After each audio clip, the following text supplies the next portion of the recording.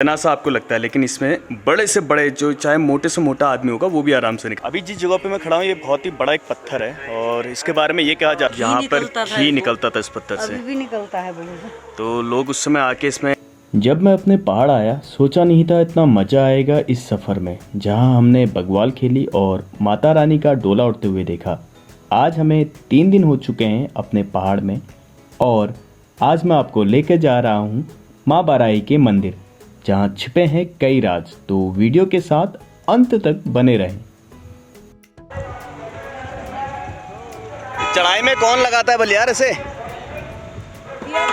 तो जो भी है आराम से सुनो,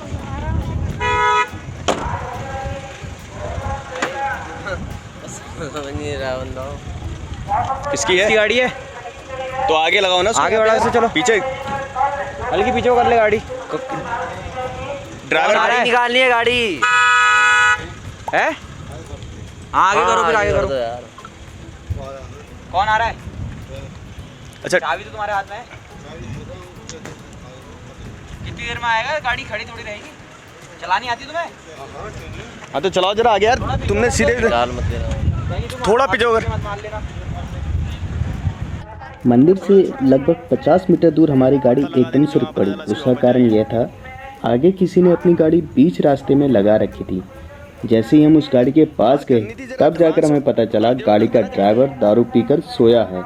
बड़ी जद्दोजहद करने के बाद ड्राइवर ने रास्ता खोला और हम चल दिए मंदिर की ओर।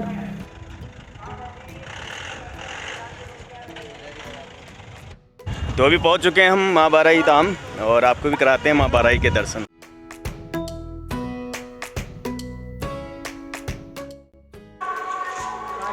कलवा बेताल पहले अठवार आती थी तो यहाँ पे कटरा चढ़ाया जाता था।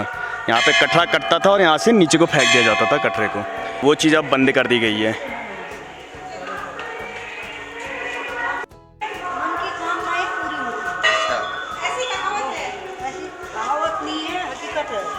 एक कहावत और है जो ये आप सिलबट्टा और ये देखें, इसमें चावल पीसा जाता है और जो यहाँ पे आके चावल पीसता है उसकी मनोकामना पूरी होती है। तो बच्चे और बूढ़े सभी लगे पड़े चावल पीसने में। मैं पीसूँ थोड़ा? मैं भी चावल पीस ही रहा था तभी मैंने देखा जो मेरे साथ आए थे वो मुझे छोड़कर आगे की ओर को चल दिए हैं। तो मैं भी आपको ले चलता हूँ आगे, जहाँ पर है असली शक्तिपीठ। तो वीडियो के साथ बने रहिएगा। यहाँ पे बकरों की बलि चढ़ाई जाती थी, अब वो भी बंद हो चुका है।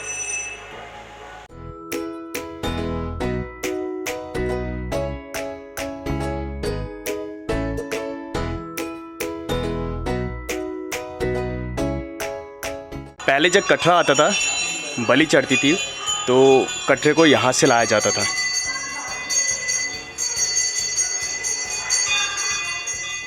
कथाओं के अनुसार जब हिरणाक्ष पृथ्वी को पाताल लोक ले जाते हैं तो उस समय पृथ्वी की करुण पुकार सुन भगवान विष्णु वराह का रूप धारण कर पृथ्वी को बचाते हैं तथा उसे वामन में धारण करते हैं।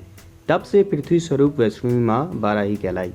अभी मैं हूँ गबौरी पे। यहाँ पर जो आप ये देख रहे थे ये एक रास्ता है जो कि बहुत ही छोटा है। उस रास्ते के सामने पे है शक्तिपीठ, माँ बाराही का शक्तिपीठ।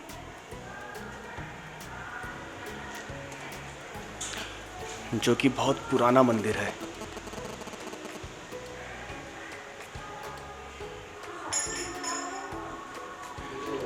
जय माता दी। ये जो आप रास्ता देख रहे हो ना, आप सोचोगे यहाँ से मतलब हर कोई निकल नहीं पाएगा, लेकिन चाहे कितना मोटा से मोटा आदमी क्यों ना हो, माता की शक्ति ऐसी होती है यहाँ से मोटा आदमी तक का निकल जाता है। गर्भगृह में माता के दर्शन करने के बाद हम सब गुफा से बाहर निकल आए। हमारे साथ जो लोग आए थे वो हमें भीम पत्थर में ले गए। अब उस चट्टान को भीम पत्थर क्यों कहते हैं वो वहीं चलकर बताते हैं। ये जो आप पत्थर देख रहे हैं, शिला देख रहे हैं बहुत बड़ी सी, इसे कहते हैं भीम पत्थर। और वो जो ऊपर एक छोटा सा पत्थर है उसके बारे में भी मैं वहीं जाके आपको बताता हूँ।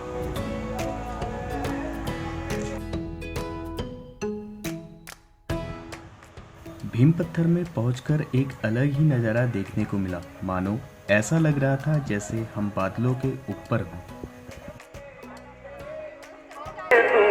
एक जगह होती है ना जहाँ पे आसमान और ज़मीन का पता नहीं लगता है। सामने बादलों ने सेम वही सिचुएशन क्रिएट कर रखी है, वहाँ पे पता नहीं चल रहा है कि ज़मीन कहाँ पर है और आसमान कहाँ पर है।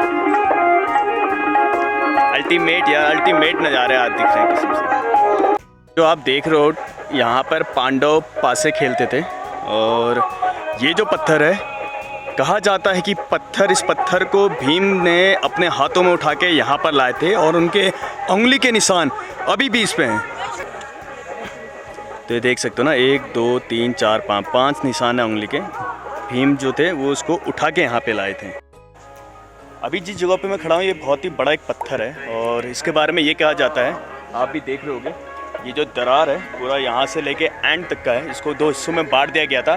भीम जी ने किलमाड़ू एक फल होता है उसकी तलवार बना के इसमें इतनी तेज़ से प्रहार किया कि इस पत्थर के 2 टुकड़े कर दिए, और ये पत्थर अभी भी अपनी जगह पे वैसे का वैसा ही है, अलग नहीं हुआ है। तो इस तरह की शक्तियाँ होती थी उसमें।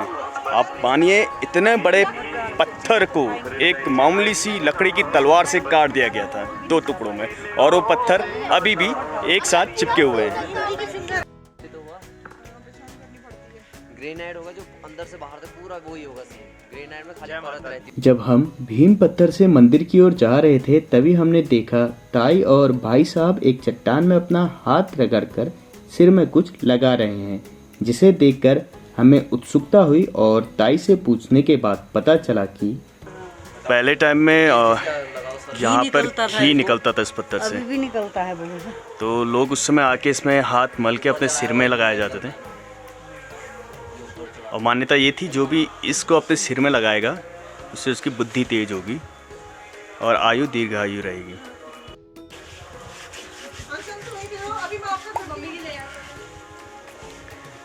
अंश ने तो पूरा ही घी लगा लिया यहाँ से। अंश इसको अगर काट के ही ले जाते थे। अपने सिर में घी लगाने के बाद हम उस मंदिर की ओर चल दिए जहाँ पर माता को एक तांबे के पात्र में सुरक्षित रखा गया है।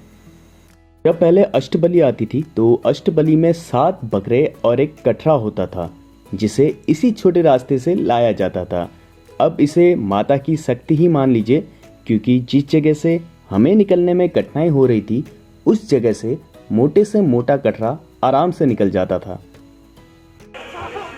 और फिर से हम उसी जगह पे आ चुके हैं।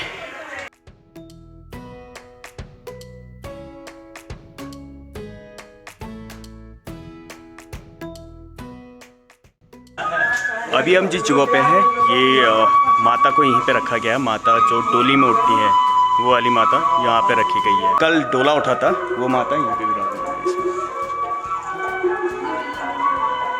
जिसमें माता रात के वक्त विराजमान होती है। कहा यह भी जाता है कि शाम के वक्त इस बिस्तर को सही रखा जाता है, और जब सवेरे पुजारी जी दरवाज़ा खोलते हैं तो बिस्तर मुड़ा हुआ लगता है, ऐसा लगता है कि कोई यहाँ पे सोया है करके।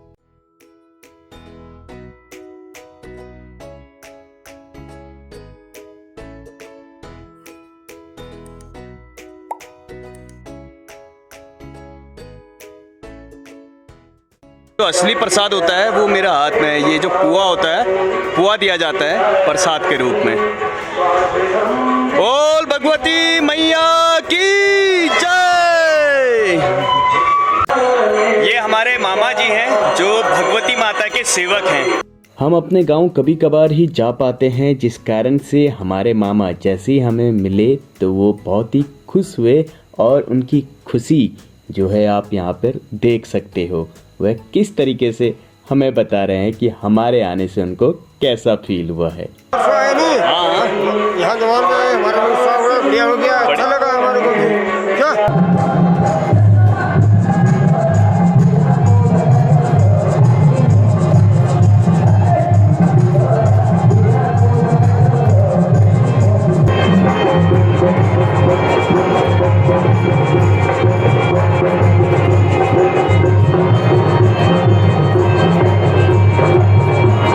शाम होते ही हम सब पहुंच गए थे सांस्कृतिक कार्यक्रम देखने, और वहां पर गांव वाले उस रंगारंग कार्यक्रम का आनंद ले रहे थे, जो आपको इस वीडियो में दिख ही रहा है।